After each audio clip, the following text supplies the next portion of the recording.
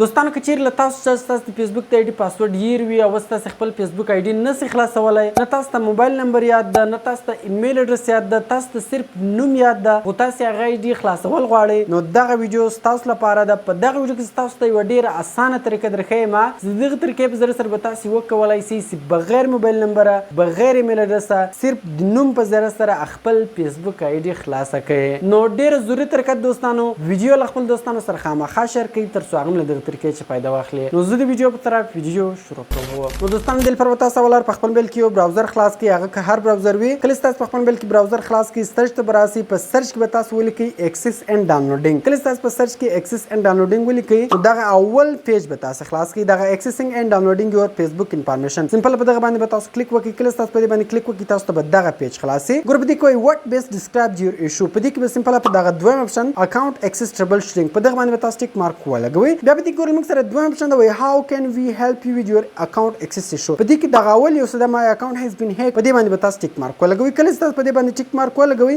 لاندې ګور بیا تاسو یو اپشن درکوي وایي سکیور اټ بای ګوینګ ټو د هیلپ سنټر. دغه سکیور اټ بای ګوینګ ټو د هیلپ سنټر باندې به تاسو کلیک وکړئ. کله چې دوستانو تاسو په دې باندې کلیک وکړئ، بیا په دې کې موږ سره ګورل ته اول اپشن دی ریکور یور اکاونټ اف یو تھنک دیٹ یور فیسبوک اکاونټ واز هیک. په دغه باندې به سمپل تاسو کلیک وکړئ. کله چې تاسو په دې باندې کلیک وکړئ، لاندې دستي ګور تاسو ته د ګیټ سٹارټډ په نامه بٹن درکوي. په دغه ګیټ سٹارټډ بٹن باندې به تاسو کلیک وکړئ. کله چې دوستانو تاسو په ګیټ سٹارټډ بٹن باندې کلیک وکړئ، لاندې براسي لاندې ګور بیا په دې کې موږ سره اول اپشن دی وایي سم ون ایلز گینډ ایکسس ټو مای اکاونټ. په دغه باندې به تاسو کلیک وکړئ. کله چې تاسو په دې باندې کلیک وکړئ، بیا ولاندې راسي دلته ګور وایي یس آی کین سټیل لوګ ان نو آی کانټ لوګ ان. اوس موږ ګور خپل فیسبوک آی ډي نسو خلاصولای، نو موږ سره ډیټیل نشته، نو لاندې ګور په دې کې دویم اپشن دی نو آی کانټ لوګ ان. په دې باندې به تاسو کلیک وکړئ. کله چې دوستانو تاسو په دې باندې کلیک وکړئ، دلته ګور وایي یس آی کین ایکسس د فون نمبر اور ایمیل اډرس آن د اکاونټ. نو آی ډونټ هیو ایکسس ټو د فون نمبر اور ایمیل اډرس آن د اکاونټ. اوس که چیرې تاسو سره موبایل نمبر وي، ایمیل اډرس در سره وي، په دغه اول باندې به تاسو کلیک وکړئ. که چیرې تاسو سره موبایل نمبر او ایمیل اډرس نه وي، نو په دې کې به دغه دویم اپشن باندې به تاسو کلیک وکړئ. نو په دغه نو آی ډونټ هیو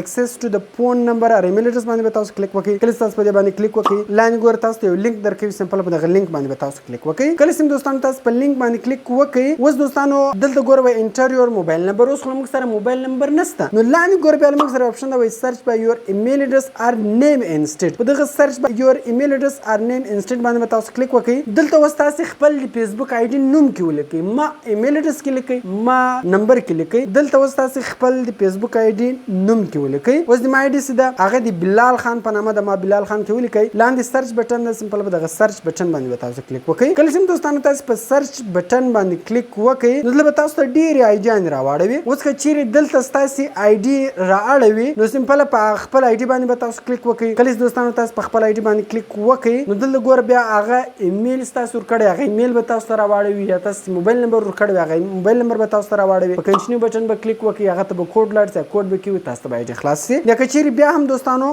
دلته تاسو ته ستاسو د فیسبوک آی ډي نه راړوي، اوس ګوره بیا رالم دلته بلال خان کې ولیکئ. نو اوس که چیرې دوستانو دلته تاسو ته خپل فیسبوک آی ډي نه راړوي، نو لاندې ګوره بیا موږ سره اپشن دی وایي آی ایم ناٹ ان دیس لیست. په دغه باندې به تاسو کلیک وکړئ. کله چې تاسو په دې باندې کلیک وکړئ دوستانو، اوس ګوره تاسو ته به دلته کیدای شي فرینډز نوم راوړئ، وایي د خپل فرینډ نوم کې ولیکه. یا که چیرې تاسو ته نوم نه راړوي، نو بیا به تاسو ته ډیټ اف برث راوړوي، وایي تاسو خپل ډیټ اف برث کې ولیکئ، هغه میاشت کې ولیکئ. یعنې تاسو خپل فیسبوک آی ډي ته کوم ډیټ اف برث ورکړی وي، هغه ډیټ اف برث دلته کې ورکړئ. ما مثال خپل فیسبوک آی ډي ته فروری میاشت ورکړی، ما ته خو یاد ده. که چیرې تاسو ته دوستانو دغه هم نه یاد، نو دغه 3 غلط کې ولیکئ. بیا تاسو ته دلته د فرینډز نوم راړي، وایي تاسو خپل د فرینډز نوم کې ولیکئ. تاسو یې مازې خپل د فرینډز یو نوم کې ولیکئ دوستانو، نو تاسو ته به ستاسو آی ډي ډایرکټ راوړوي. اوس ګوره ما دلته فروری کې ولیکئ، سمپل په سرچ بٹن باندې به تاسو کلیک وکړئ. کله تاسو په سرچ بٹن باندې کلیک وکړئ، ګوره دغه آی ډي موږ ته دلته د ستې راوړوله.